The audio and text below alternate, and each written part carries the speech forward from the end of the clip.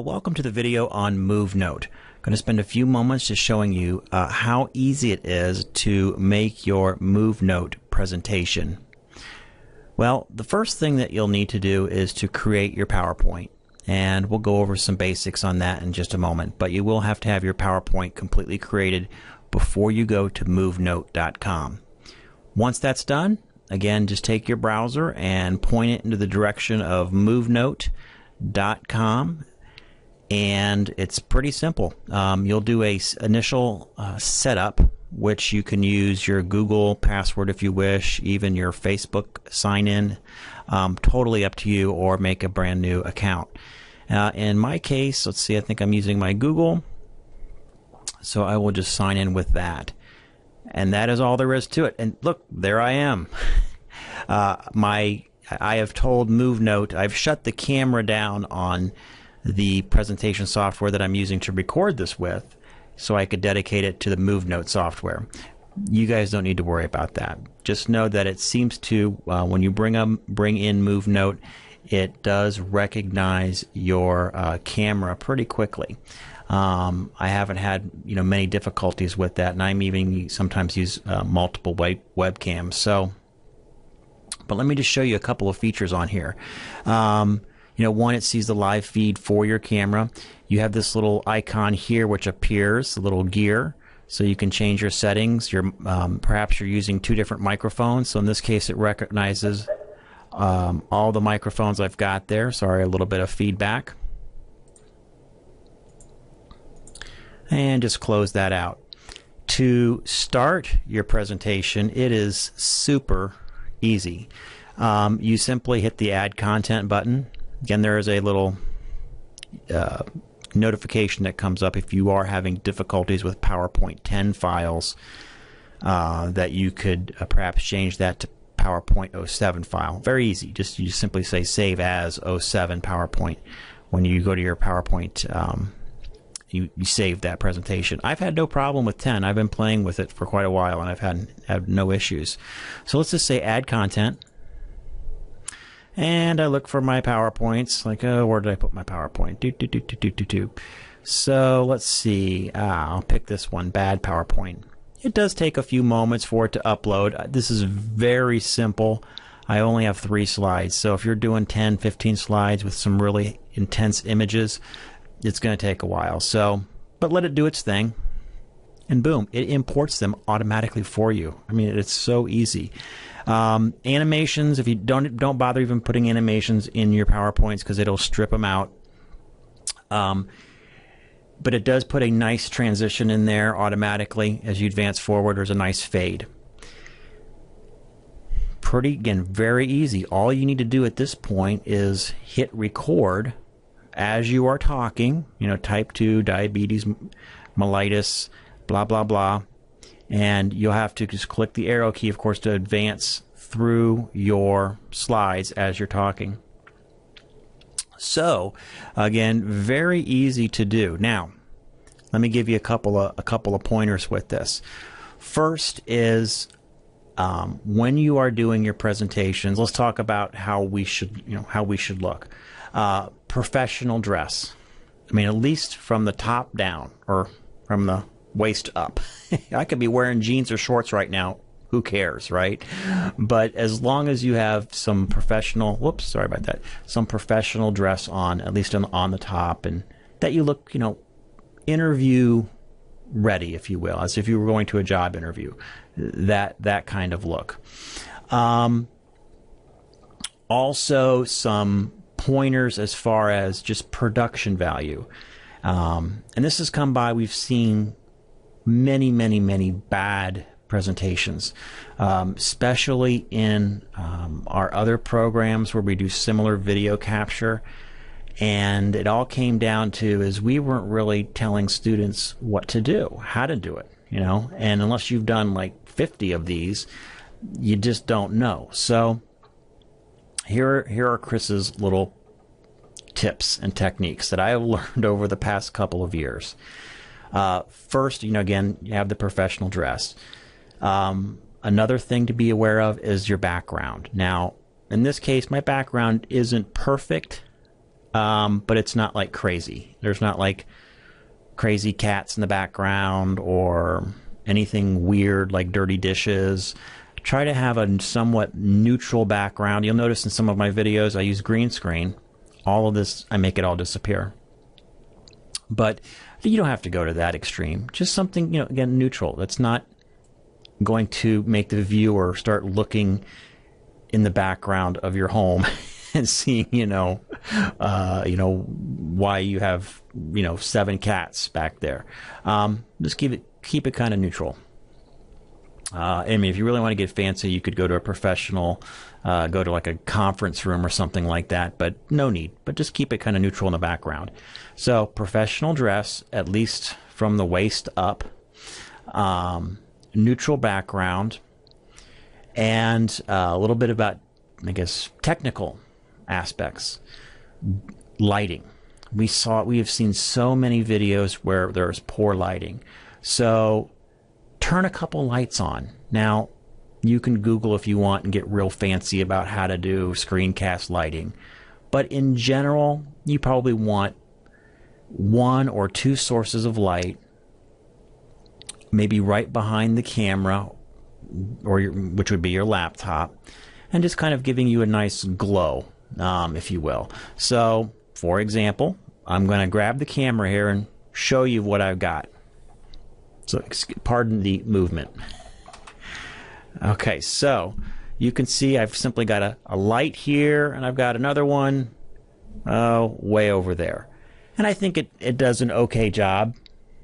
It is not perfect, but it does an okay job. So, again, turn some lights on in the house. That's pretty much it. Sound. Again, another big issue. This is an $80 microphone. You don't need to go and get an $80 microphone.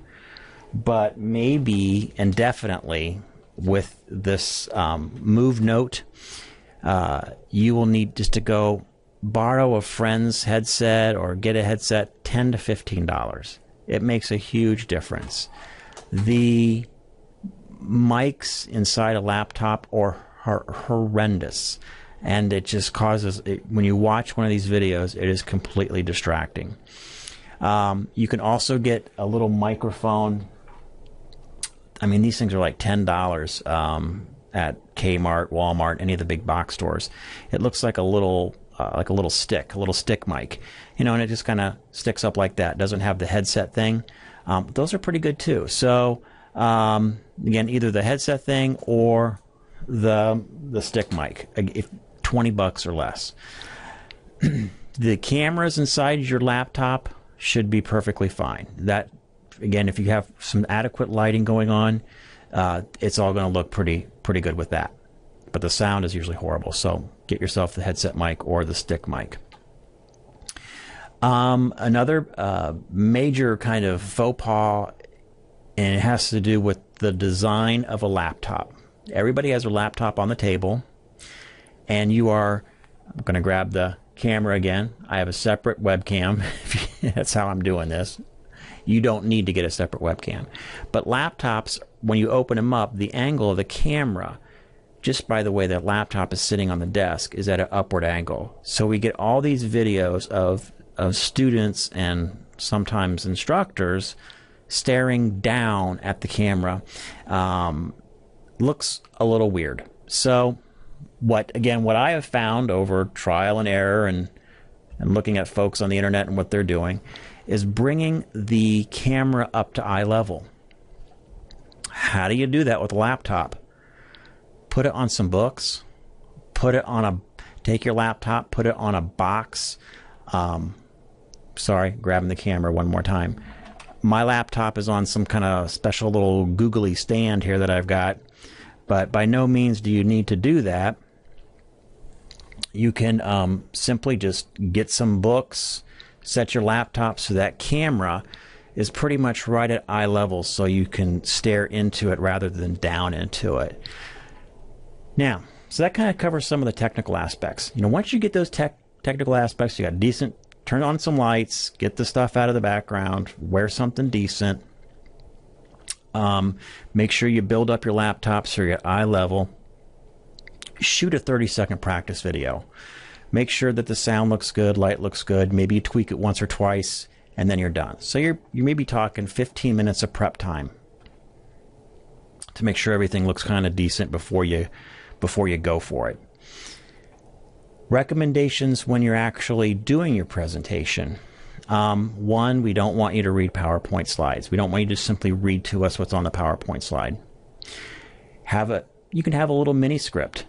Many times what I do is I'll actually put Post-its or pieces of paper right by the camera on my laptop. I just stick them right on there, and I'll kind of glance at them. Kind of helps me see and gives me a cue, if you will, to what to talk about. You may be good enough just by looking at your PowerPoints to know that, okay, now I need to talk about this particular topic in more depth. Again, totally up to you. We do want you to maintain some eye contact as much as possible.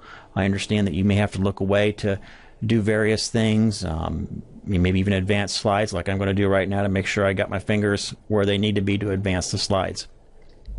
So there are some techniques there. The other piece is your PowerPoint slide itself. So I'm going to look over here to where I have on my second screen here to where I have my MoveNote presentation. This is an example of a horrible slide, and I've been guilty of making horrible slides and still am trying to get better every day. So this is a terrible slide. It's simply a cut and paste of what someone has done. This hasn't been one of our students. This is something else I got from another source. But notice how it's way too wordy and the font is just way too small. It encourages people to read the slide if they're going to do that, or also encourages them not even to listen or totally tune out. So avoid this kind of busy slide. This is another one through a consulting group for business, nonetheless. Horrible slide. Absolutely terrible. If you have to put information like this and you have to give it to your audience, give them a handout. That's kind of the rule of thumb. Let them, while you're doing your presentation, we should be somewhat captivated by you and listening to your information. And then if necessary, provide them a handout. Again, for most of the things that we do for the program is not required that you give us a handout. So we'll let you know if that's needed. Again, another terrible slide, way too busy, way too much stuff going on here. Now, let's just take a quick moment and maybe look at give you some ideas about, slide design that might be a little bit more captivating. So let me hit Add Content, and let's see here. It's loading a few more slides for us. Now, while we're loading and it's preparing those slides, note that MoveNote doesn't give you the ability to edit.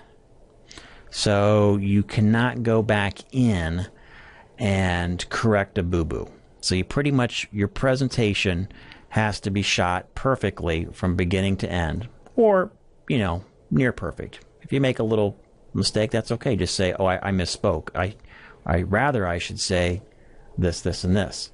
That's totally okay. Again, as long as you keep it, you're not reading, you're engaging us as much as possible as you can through a camera. It's totally fine to have a little flub up. One of the things, if you're a perfectionist, I know a couple of you, really like to have everything absolutely perfect, that you can do a video upload. So if you saw on MoveNote, you can actually, if you wanted to do a highly produced, where you're sitting there with your, maybe your Adobe Premiere and you're, cutting in transitions and all kinds of fancy stuff, you can upload that video already done. Or you can shoot it on the fly like technically we're kind of doing right now. So again, two ways to do it. But let me just give you some ideas about some other types of PowerPoint design. You can make a slide with no bullet points. And if you'd like to try it for this particular presentation, I encourage it. Go for it. Just a nice, interesting graphic. Maybe, what this slide speaks to me is that healthcare is expensive and costs money. Maybe that was a topic that I'd be talking about at a particular point, and I'd have a slide, a nice image, colorful image in the background to talk about that. I can still go through whatever I mentally wanted to bullet point in my presentation. So you can do a slide with no bullet points, absolutely. You can do a slide with maybe 3 bullet points, and that would be my recommendation. If you feel like you have to do a bullet point, maybe do 3 of them per slide. Again, have some sort of visual interest in there in the background. You can easily find images off the internet. And I would recommend no more than, 3 bulleted points, and maybe no more than 3 to 4, maybe max 5 words per each bullet point. If you can, try to get it down to 2 to 3, just a very distilled basic concept. Of course, you'll expand on that as you're giving your presentation. And you can make little, like I have on here, you can see I have a little text box in there that kind of fades the background down, and I can lay the text right on top of it. And again, here's another way that you can do it. It has a little bit of gobbledygook there on the side with that with levels on there, but you can, again, about 3 different bullet points on any one particular slide. So again, up to you on how you want to design those slides.